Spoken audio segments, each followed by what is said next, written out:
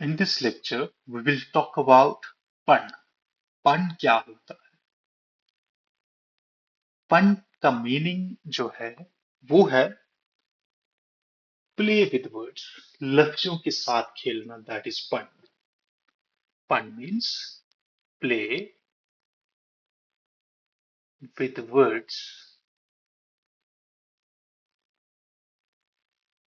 हम बात करें, जैसे मान के चलो हम अपनी डेली रूटीन में कुछ बातें वैसी करते हैं जिस लफ्ज के दो मीनिंग होते हैं, या फिर किसी लफ्ज को हम किसी और लफ्ज के लिए किसी और मतलब के लिए यूज कर देते हैं.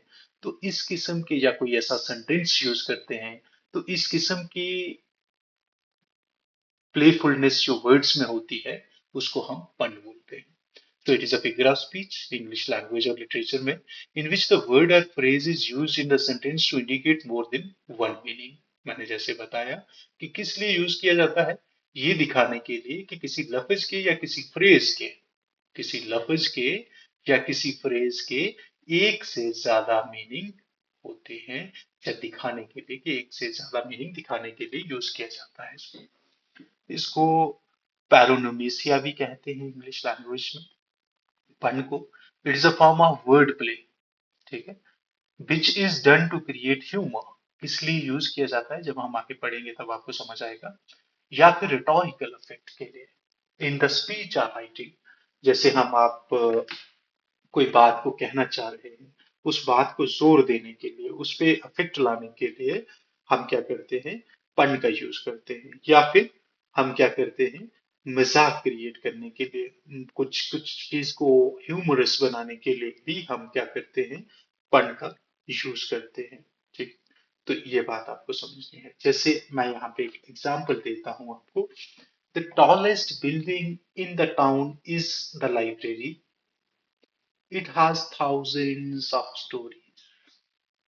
इस बात को समझना कि यहाँ पे जो टॉलेस्ट बिल्डिंग है ना, कौन सी, इस टाउन के अंदर, वो कौन सी है, लाइब्रेरी है.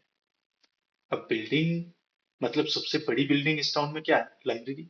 It has thousands of stories. Library की जो है स्टोरीज कितनी है, 1000 स्टोरीज है. लेकिन ये जो स्टोरीज की बात कर रहा है, ये कौन सी स्टोरीज है, कहानियां. ठीक है, स्टोरी कौन सी, वो जो कहानी वाली. ठीक है, ये उस स्टोरी की बात करता है. कि जैसे मान के चलो, अब यहाँ पे स्टोरीज का एक मतलब और क्या था, कि जैसे बिल्डिंग की स्टोरीज होती हैं, 3 स्टोरी, 4 स्टोरी, 5 स्टोरी, है ना, 6 स्टोरी. लेकिन ये बोलता है कि सबसे बड़ी बिल्डिंग कौन सी है, लाइब्रेरी की बिल्डिंग है, क्योंकि इसके अंदर, इसमें हजारों कहानियां हैं, हजारों स्टोरीज हैं. तो मतलब कहने का कि स्टोरी का मतलब दो होते हैं, दो प्रकार के होते हैं. या तो एक कहानी, दूसरा जो मंजिल हम जिसको बोलते हैं कि इतने मंजिला घर है जी, 10 मंजिला, 20 मंजिला, है ना, वैसे करके. तो इसमें एक वर्ड का डबल मीनिंग, और दूसरा साथ में ये क्या क्रिएट करता है, एक तो रिटोरिकल इफेक्ट लाता है, इस बात को स्ट्रेस देता है कि लाइब्रेरी में बहुत सारी कहानियां होती हैं. और दूसरा, ये हमें ह्यूमर भी क्रिएट करता है. यहाँ पे इसको हम पढ़ते हैं तो यहाँ पे हमें ये ह्यूमर मिलता है. ठीक. The difference between stories in books and the stories means floor, छत, कितने छत घर है ना, बेसिकली इन द, इसको बोलते हैं पन. Hope you have got my point. Next is, 3 forms का पन होता है. जैसे पन को हम 3 भागों में डिवाइड कर सकते हैं. फर्स्ट वन इज होमोफोनिक पन. होमोफोनिक पन में क्या होता है, use of words which have similar sound. ऐसे शब्दों को इस्तेमाल करना जिनकी साउंड सिमिलर होती है, प्रोनाउंसिएशन भी सिमिलर होती है, बट मीनिंग जो होता है वो डिफरेंट होता है. ठीक है. उसके बाद अगर जैसे मैं बोलूं, आई सी यू टुमारो, है ना, आई सी यू टुमारो, कल मिलते हैं. अब ये जो सी है ना, समुंदर, इसका मतलब क्या है, सी का, समुंदर. अब ये जो सी है और ये जो सी है, मिलने वाला, ठीक है, इन दोनों की प्रोनाउंसिएशन सेम है, और साउंड भी सेम है, आवाज भी सेम आती है ना. तो ऐसे वाले शब्दों को जब इस्तेमाल करते हैं हम, तो वो क्या हो जाता है, पन. उसको बोलते हैं होमोफोनिक पन. उसके बाद है होमोग्राफिक पन. होमोग्राफिक पन क्या है? होमो का मतलब मैं आपको बता दूं, होमो का मतलब होता है एक जैसा, ठीक है। होमो का मतलब है एक जैसा। होमोफोनिक मीन्स फोनिक मतलब साउंड, ठीक है। जब एक जैसी साउंड होगी और मतलब उनका डिफरेंट होगा, दैट इज होमोफोनिक पर। Homographic means using words which have same spelling, ठीक है। ऐसे शब्दों को इस्तेमाल करना जिनके सेम स्पेलिंग हो but different meaning. Spelling same होते हैं लेकिन मीनिंग अलग अलग होते हैं। जैसे यहाँ पे बैट, बैट तो आपको पता है ना, क्रिकेट वाला bat. The bat flu in the sky, ठीक है, एक क्रिकेट बैट हो गया। दूसरा आपके पास क्या होता है? वर्ड्स। बैट जो है वो एक पंक्षी का नाम भी होता है। तो बोलता है कि the bat flu in the sky, कि हवा में उड़ा क्या? बैट। अब किस बैट की बात कर रहा है? ये वर्ड वाले बैट की बात कर रहा है या स्पोर्ट्स वाले बैट की बात कर रहा है? ठीक है। तो इसको बोलते हैं होमोग्राफिक पन। होमोग्राफिक पन में क्या होता है कि आपको स्पेलिंग जो होगा वो सेम होगा लेकिन मीनिंग अलग हो जाएगा। उसके बाद नेक्स्ट है हमारे पास कंपाउंड पन। कंपाउंड पन क्या है? व्हेन मोर देन वन पन is used in the same sentence. जब एक ही सेंटेंस में हम एक से ज्यादा पन को इस्तेमाल करेंगे, वो कंपाउंड पन हो जाएगा, ठीक है। तो पन को आपने सिंपल याद रखना है कि ये प्ले होता है, प्ले, प्लेइंग विथ वर्ड्स। जैसे द बाइसाइकिल इज टू टाइट, है ना। तो जैसे कंपाउंड यहाँ पे क्या है? टू टाइड। टू टाइड मीन्स टू टायर्स, ठीक है। तो ये हो गया हमारे पास कंपाउंड पन। जब हम एक से ज्यादा उसको इस्तेमाल करते हैं, एक से ज्यादा वर्ड्स, एक से ज्यादा पन इस्तेमाल करते हैं, तो वो कंपाउंड पन हो जाता है एक ही सेंटेंस में। फीचर्स क्या है? पन हैज डबल मीनिंग, जैसे मैंने बता दिया, इसके दो मीनिंग होते हैं हमेशा, ठीक है। It is use to create humorous and rhetoric effect, ठीक है। या तो ये एम्फसाइज करने के लिए, रिटोरिक इफेक्ट मीन्स एम्फसाइज, जोर देने के लिए, किसी बात पे स्ट्रेस देने के लिए, ठीक है। जैसे मैं उसमें लाइब्रेरी की बात करना चाहता था कि इंपॉर्टेंस ऑफ लाइब्रेरी, ठीक है ना। तो लाइब्रेरी क्या था? उसने बोला कि लाइब्रेरी एक सबसे बड़ी बिल्डिंग है जिसमें थाउजेंड्स ऑफ स्टोरीज होती है, तो मैं ये बताना चाहता हूँ। उसके बाद is use to make the language more interesting and easy to remember, ये भी होता है, लैंग्वेज को जो है और इंटरेस्ट बनाता है, इंटरेस्टिंग बनाता है और इजी टू रिमेम्बर हो जाता है। उसके बाद हम बात करेंगे नेक्स्ट जो है वो क्लाइमेक्स की। क्लाइमेक्स क्या होता है? आपने अगर सुना हो मूवीज में, उसके बाद आपका प्लेज में, या फिर राइटिंग की बात करें हम, नॉवेल्स में, ड्रामा में ज्यादातर आपको ये मिलेगा। राइटिंग में जो ड्रामाज आप पढ़ते हो उसमें आपको क्लाइमेक्स मिलेगा। क्लाइमेक्स क्या होता है? Is the highest point or the turning point of the story when the audience or readers interest or attention gets very intense and reaches at the highest point। मान के चलो जब हम किसी मूवी को या किसी ड्रामा को, किसी सीरियल को देखते हैं, उसमें क्या होता है कि हमारे पास किसी एक स्टेज पे, किसी एक स्टेज पे जब ड्रामा पहुंचता है, वहां पे हम बहुत इंटेंस हो जाते हैं, बहुत खो जाते हैं उसमें, क्योंकि स्टोरी बहुत हाईएस्ट पॉइंट पे पहुंच जाती है। हो सकता है वहां पे किसी का मर्डर होने वाला है, या किसी का, जैसे, या किसी को कोई किडनैप करने वाला है, या किसी को कोई लेने वाला है वहां से, तो वो होता है क्लाइमेक्स, ठीक है। तो क्लाइमेक्स में क्या होता है? हमारी जो टेंशन है, हमारे जो इमोशंस हैं, वो बिल्कुल हाईएस्ट पॉइंट पे होते हैं उस टाइम पे। Its literary context, especially in plays, climax comes as a result of rising action। Rising action means जैसे आप कोई बात को, जैसे किसी की लव स्टोरी शुरू होती है, हम ऐसे समझते हैं, जैसे आपने इसको पढ़ा था, किसको?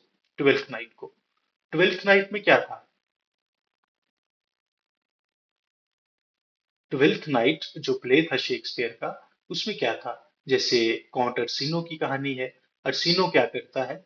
He is in love with Olivia, ठीक है। ओलिविया के साथ होता है ये लव में, लेकिन Olivia rejects him every time.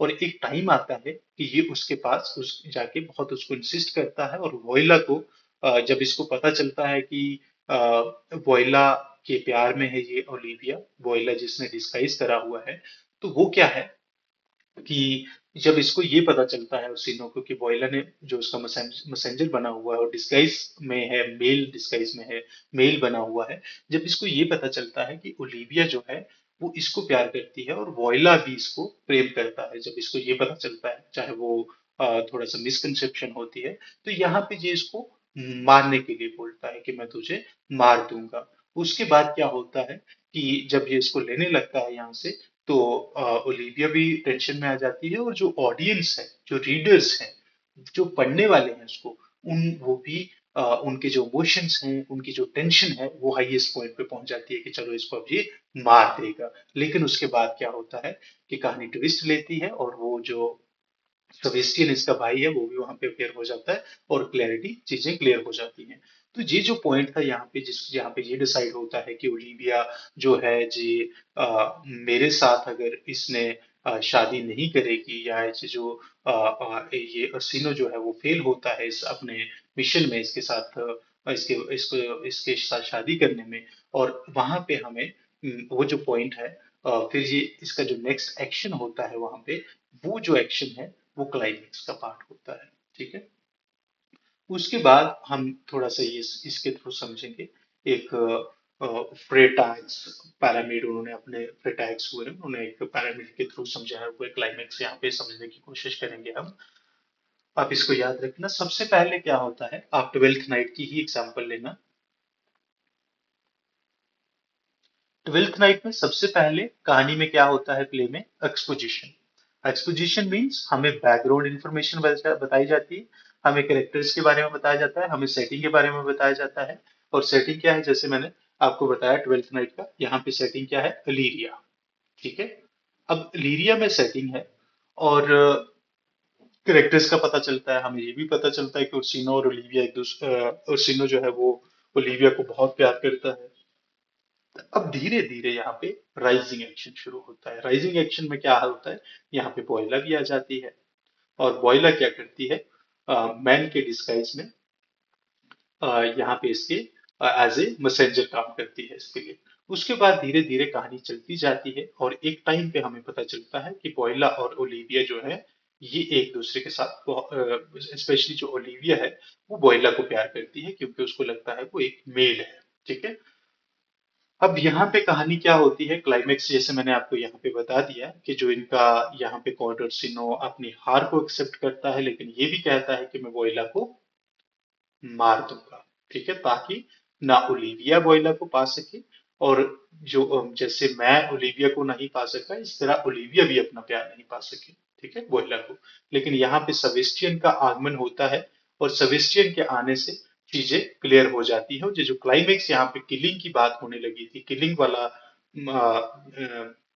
Episode सामने आने लगा था, उसमें डिले हो जाता है। उसमें डिले मीन्स कि वो टल जाता है, क्योंकि यहाँ पे सेबेस्टियन जो है वो अपनी आइडेंटिटी को बताता है, और साथ में सेबेस्टियन के साथ साथ में हमें ये पता चलता है कि जो वोइला है वो एक मेल नहीं बल्कि फीमेल है। और यहाँ पे क्या होता है कि एक्शन जो है वो नीचे आता है मीन्स कहानी सेटल डाउन होने लगती है, और लास्ट में डेन्यूमेंट हो जाता है। डेन्यूमेंट मीन्स यहाँ पे स्टोरी जो है सब सेटल हो जाता है, और सब सेटल होने के बाद क्या होता है, जो वोइला है, वोइला और सिनो की शादी हो जाती है, और साथ में अ, ओलिविया और सेबेस्टियन की शादी हो जाती है, और ये ब्रदर सिस्टर वोइला और सेबेस्टियन एक दूसरे के साथ मिल जाते हैं, और यहाँ पे स्टोरी खत्म होती है। और जो इनके मालवेल्यू है इसमें कैरेक्टर, तो मालवेल्यू क्या है, उसको भी जेल से छुड़ा दिया जाता है, जेल से छोड़ दिया जाता है, और उसको भी वो भी एक नॉर्मल लाइफ के लिए आगे चलता है। तो ये होता है क्लाइमेक्स। ठीक है। तो इसको आपने इस तरह से समझना है।